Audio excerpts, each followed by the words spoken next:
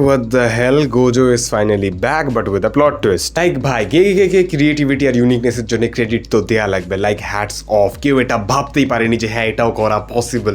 Everyone was like Kenjaku গোজোর বডির উপর টেক ওভার করে নেবে, বাট কেউ এটা ভাবতেই পারেনি যে ইউতা সেম কাজ করবে, তো আবার কেনজাকুর টেকনিক কপি করে।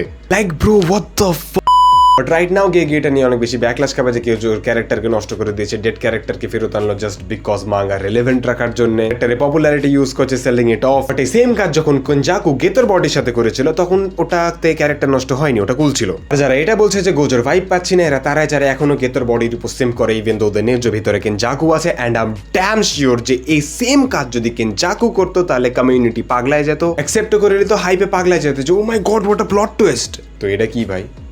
এটা প্লট টুইস্ট না। কেনজাকু করলে ওটা প্লট টুইস্ট, আর ইউতা করলে ওটা ক্যারেক্টার নষ্ট। কেনজাকু টেক ওভার করলে ক্যারেক্টার নষ্ট হতো না, ইউতা টেক ওভার করেছে তাই ক্যারেক্টার নষ্ট হয়ে গেছে। লাইক কি হিপোক্রিট মাইরি তোমরা।